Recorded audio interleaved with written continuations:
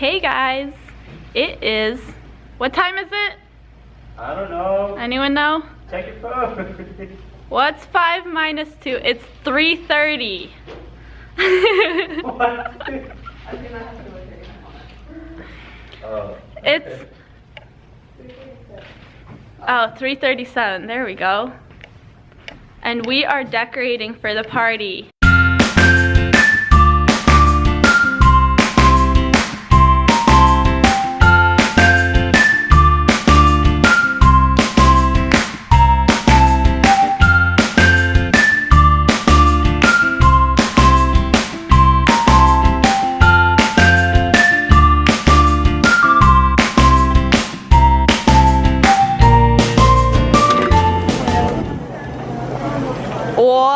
О, здесь работают.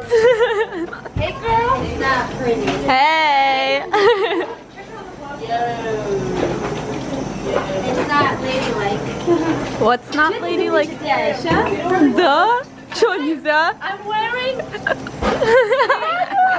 and gray, and not just wearing.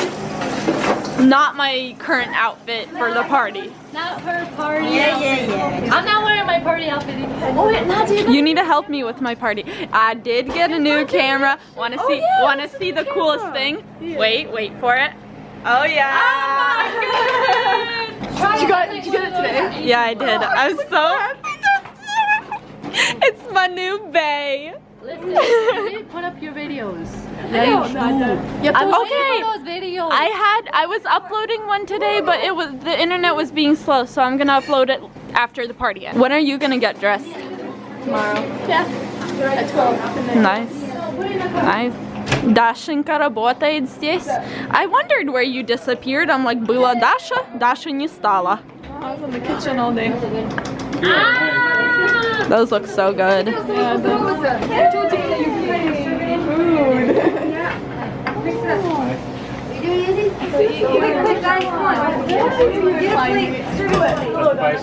I'm choking. I need water.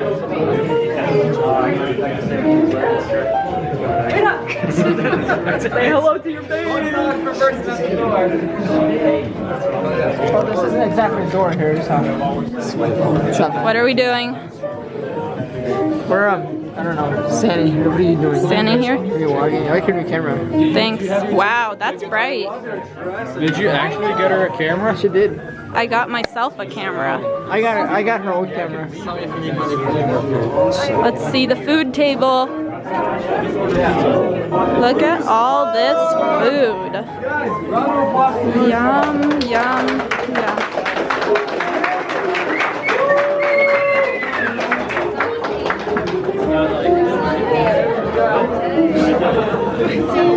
Hey, we call it 2016.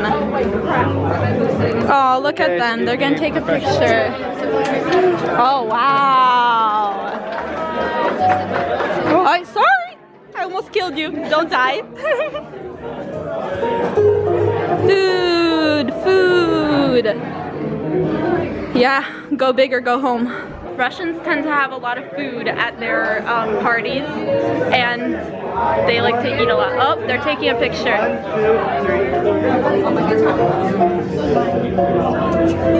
Beautiful. It's my brother coming to me. Yes, sir? I'm sitting with this big table that's full. Where are you sitting? Wherever Lena and Oksana are, I guess. Well, you better get a seat, Dennis. They're gonna fill up and you're gonna end up somewhere in the back. Well, Igor's sitting here. You could sit here. Are you sitting over there? Oh, are you guys, did you take the 2 spots? Okay. Never mind, there's no space here. That's okay, I'll sit with Mark. Okay, go and get a seat, Dennis.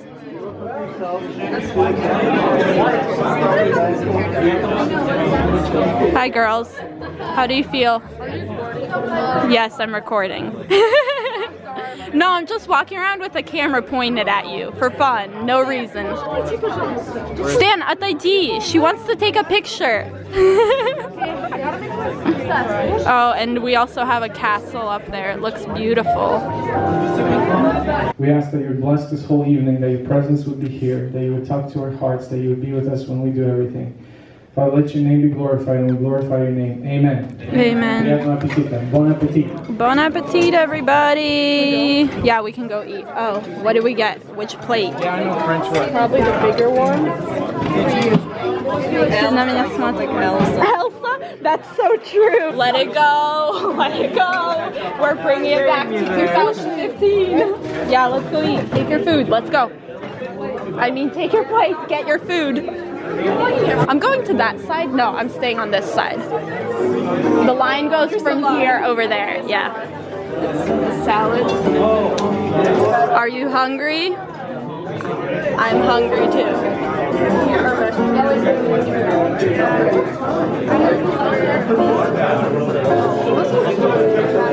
Elevator music.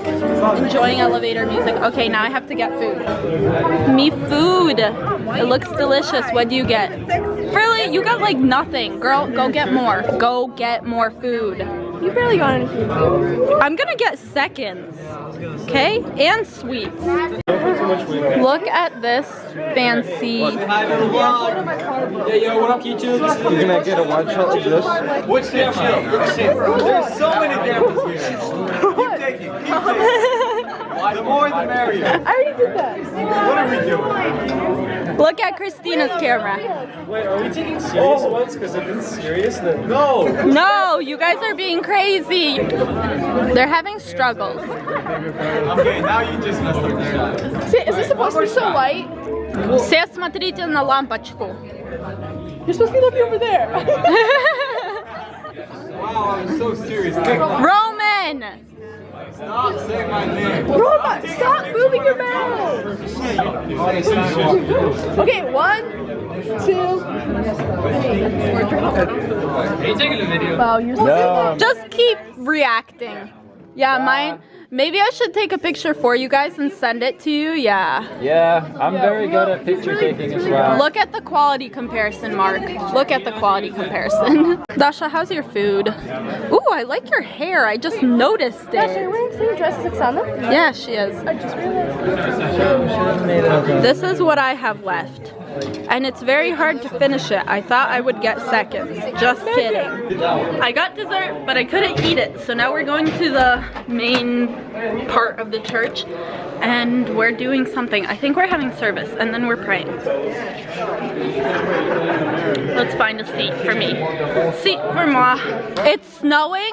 Yeah, it's snowing. Oh, that's cool. It's really cold. It's 33 degrees outside. Snowmans at each other. Snowmans? I already got hit with snowballs.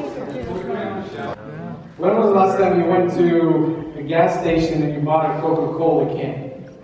Years ago. I never did either, and I got the opportunity to do that. You'll see why. Well, you should have seen the lady when she looked at me. She said, Coca-Cola, out of all things? When was the last time you bought a Coca-Cola at a gas station? When I was little, and we used to always celebrate this thing. We used to always celebrate New Year's. And in Russia, I was about 10 when I left Kazakhstan, so I remember a little bit.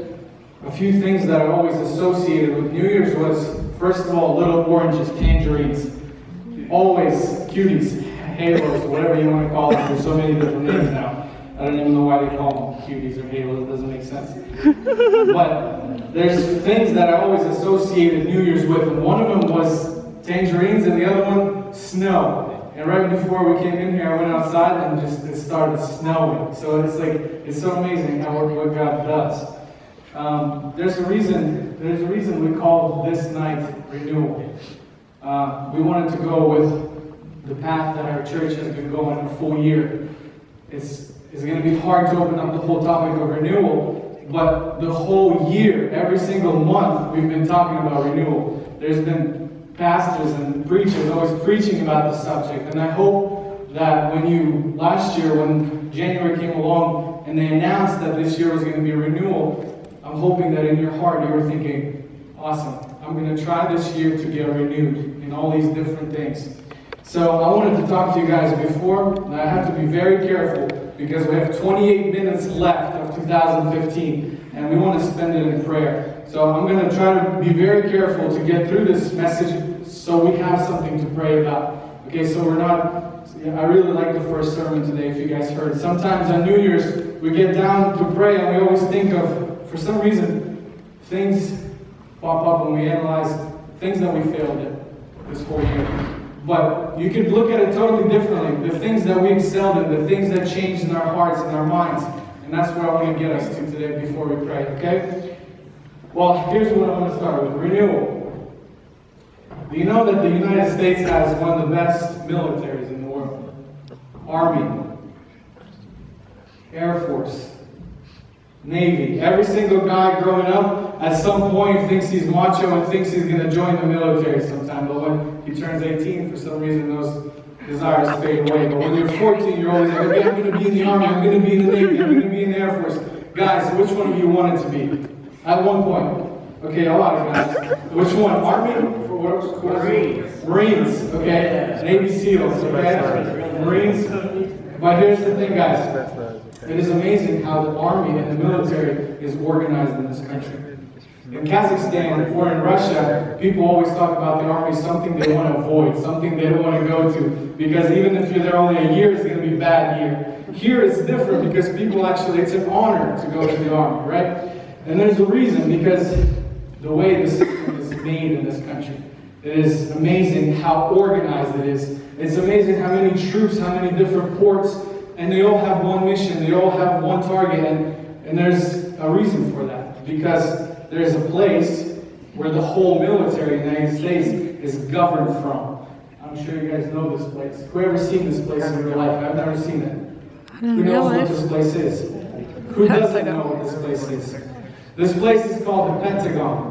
It is the U.S. Military Command Center. It's called the Pentagon. It's in Washington, D.C. You know what its job is? Its job is to, first of all, organize the army. What do they do there in that building? Why do people there get paid so much more than soldiers? Because that's where the place where all the thinking happens. So what do they do there? They think. They're not there, they have guns, but they know they're not going to be shooting at people. It's a whole different atmosphere when you go there. They're paid to think, to organize the whole military. What else do they do? They monitor everything that's happening all over the world. They know what is happening, and they know where to send troops and where to have a mission. They make decisions based on judgment. They know where to send people. They analyze things. They say, okay, should we send people to war? Should we not? They do all kinds of analysis and testing. And what else do? They gather and store information. I know what you're thinking right now. What in the world does this have to do with renewal? But stay with me, okay? Here's what I want to show you guys. Do you think it's fair to say that this place where everything is governed from, where they do all these things, is called the mind of the military? I think it's fair to make that assumption. That's where all the missions are made. That's where everything is going on. And if you were the enemy, where would you attack? Would you try to attack just soldiers somewhere in the field? Would you try to attack just little forts? Or you would try to attack here, right in the center, where things are going on, right? Here's why I'm talking about this. Here's why. The human mind is the set of cognitive faculties that enables consciousness, perception, thinking, judgment, and memory. Guys, just think about how God created the mind. Think about all these things. Consciousness. You wake up in the morning, it's snowing or it's raining, right away you're aware of what's going on. You're conscious and you're like, okay, it's raining, I need to make decisions. You didn't even think about it. Your consciousness is constantly working. Your perception, the way you see things. You see the light is green, you know it's time to go. You know when it's red, you gotta stop. Everything's happening in your mind automatically. What about judgment?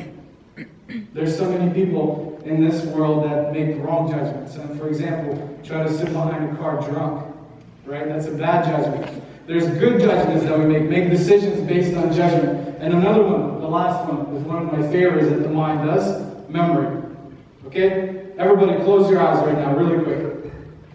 Think of a time when you were little and you were celebrating New Year's. You got it? Can you? Can you reach it? Reach that file somewhere in there. You got it? Okay, open your mind. Open your eyes. Where in the world did you just go? Wait.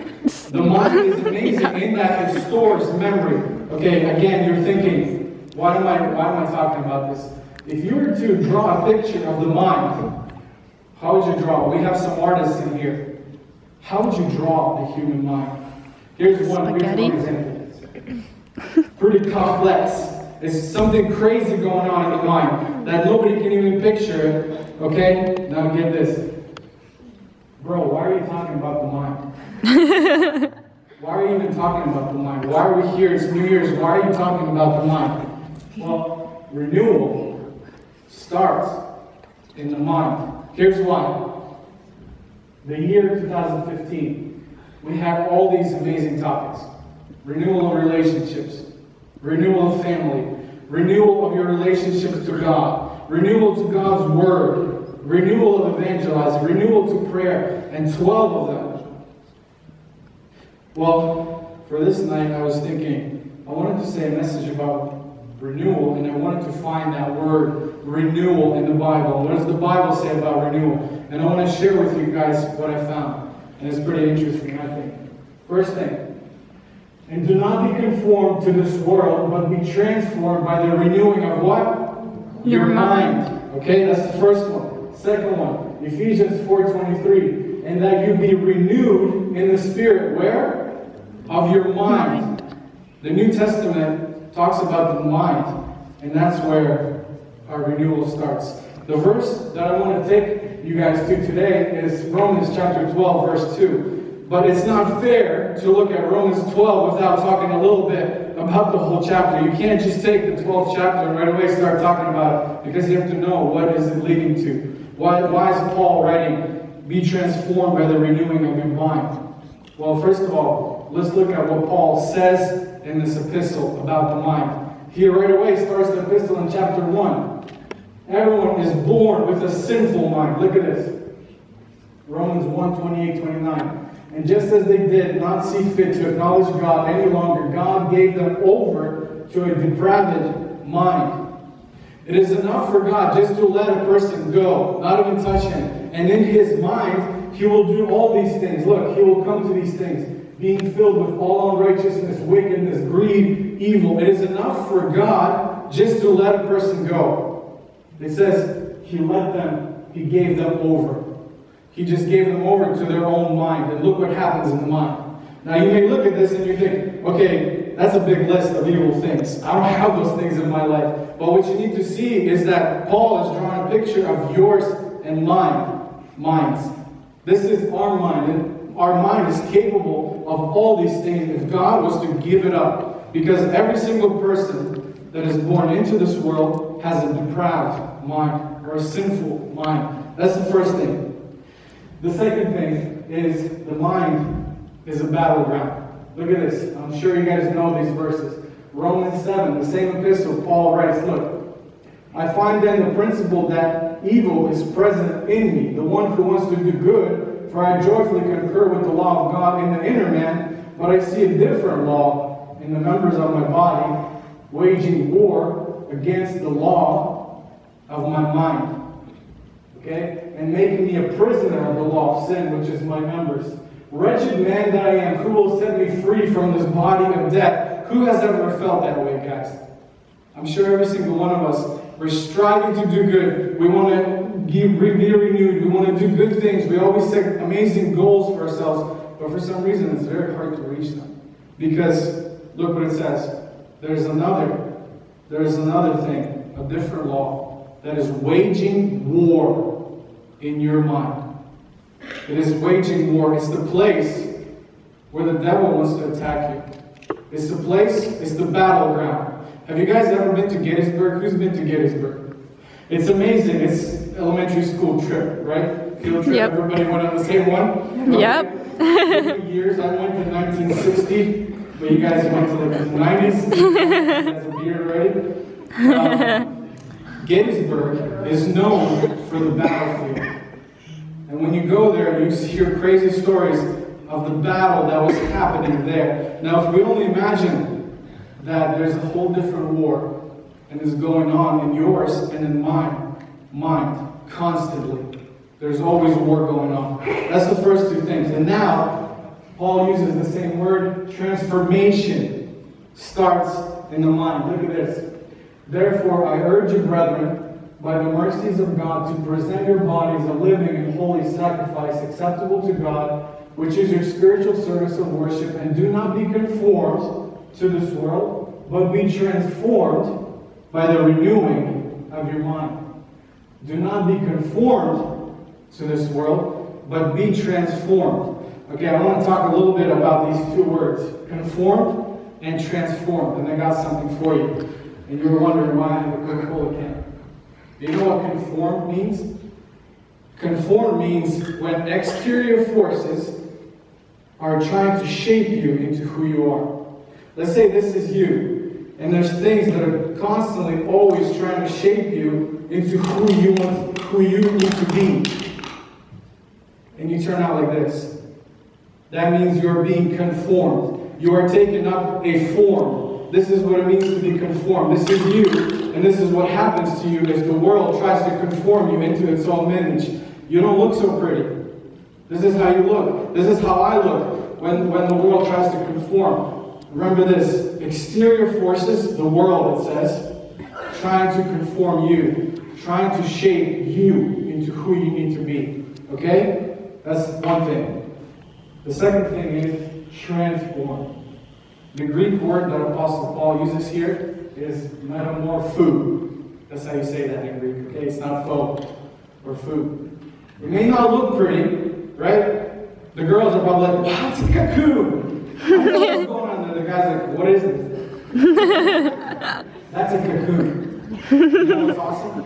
There's something amazing going on in the inside of this thing, okay? It may not look pretty on the outside, but on the inside, there's something amazing that is happening here. You know, I think God left this picture in order for us to see what metamorphosis, or the same word, transformation, looks like.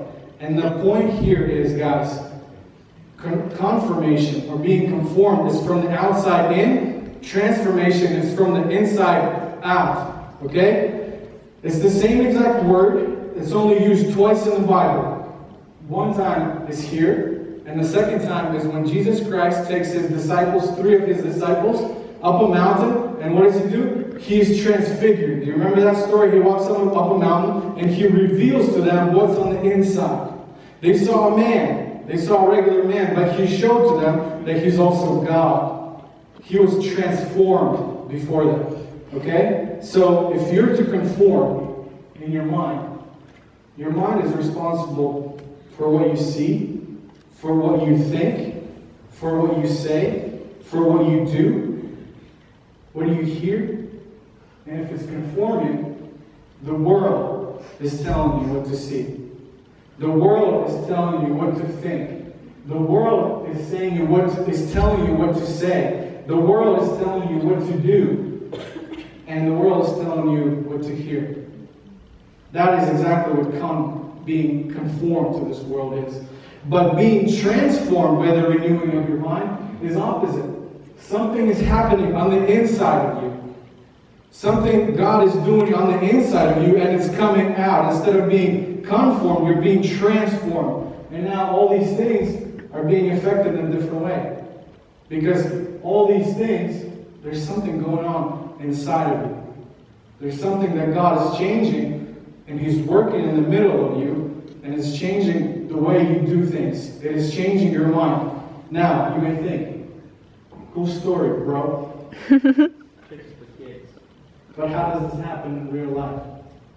You may think, that's a cool theory. How come I'm not being transformed? How come I'm not being renewed? What do I need to do to be transformed? Do I just try? Do I just go to the gym and I be transformed? Like, how in the world does it happen in my life? And here's the point that I wanted to show you guys today. Now, you really need to focus here, okay? I know this is going to be a little bit hard, but try to follow me, okay? We've got a couple minutes. Therefore, I urge you, brethren, by the mercies of God, to present your bodies. The yellow ones on here is verbs, okay? You know what a verb is? It is something you do. But I want to take you back to English. So there's 3. There's more here, but I want to show you these 3. Okay, present your bodies, do not be conformed, but be transformed. It's an action verb, okay? But look at this. English lesson. Who remembers passive and active verbs?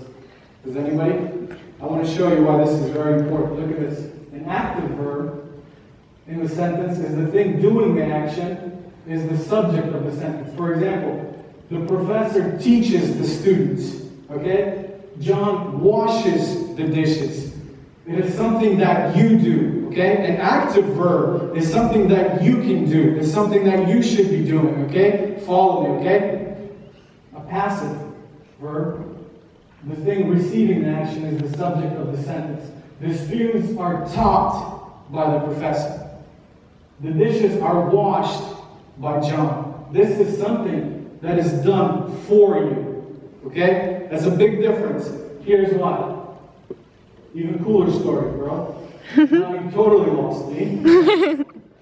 Look, something that you do or something that is done on your behalf. Okay? Now look at this.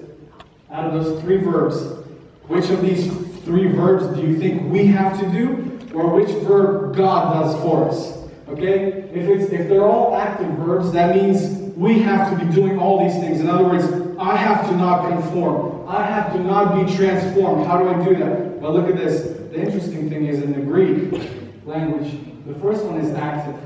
That means that's something you and I need to do. The second one is passive. And the third one is passive. You know what this means, guys?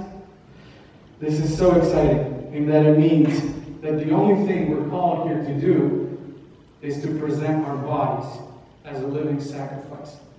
If we do that, God will make sure that you are not conformed. God will make sure that you are constantly transformed by the renewing of your mind. God will constantly be renewing your mind. And the only thing we need to do is present your bodies as a living and holy sacrifice. When you give your life as a sacrifice to God, you will not be conformed to this world. You will be transformed in your mind. You will be continually renewed by God. Renewal is not something you do. Renewal is something that God does in you. Okay? And here's where I want to leave us off. Okay? We have 10 minutes to pray. Now you may look back and you might right away think, I wanted to do more things. I want to be transformed. But listen, try to think that God has been renewing you. If you've been presenting your bodies, it says, as a living sacrifice. It's hard to give a sacrifice. It's something you sacrifice. That's why it's called a sacrifice. But when you present your whole body, in other words, when you give your whole life every day and you say, God, this day is yours. And I belong to you and I don't own myself. I'm a sacrifice to you. Then God is going to make sure you're not conformed to this world. He's going to make sure you are being transformed continually. And your mind will be changing. Think back a year. You know, I think it was interesting what you guys did with the capsule. If you think back a year, if you think back 3 years, try to think of the person you were. If you've been Christian, if you've been giving your life to God, you will see that there's a big contrast in who you were and who you are. You are changing. You are becoming symbolically this butterfly. There's something happening inside of you that is constantly changing. God is responsible for doing that work. He's responsible for renewing you and I. But that only happens when we actively present our bodies. Okay? When we give our life. If things are not changing in your life, if things are not being renewed, then you need to look back. Am I giving my life away? Am I sacrificing my life? Does God own me? And I'm not saying extraordinary things, guys. I'm not saying things that I gave my life to God, I'm going to live in a monastery, I'm going to go away from people. This is not what it's talking about. It's talking about you giving up yourself to God. And saying, God, whatever I am, I can't change on my own. Only you can change me. Okay? Now, here's the topic for prayer for tonight. If God is the one responsible for renewing us, then we need to pray to Him. That this year would be a year where the whole year, He chisels away at us. He changes us. He transforms us. So we change. So things that are not pleasing to Him, He takes away in our life. Not ourselves. Who has ever tried changing themselves? Raise your hand. It doesn't work. Right? I've tried it so many times. I'm going to try to change. My life is going to change. No.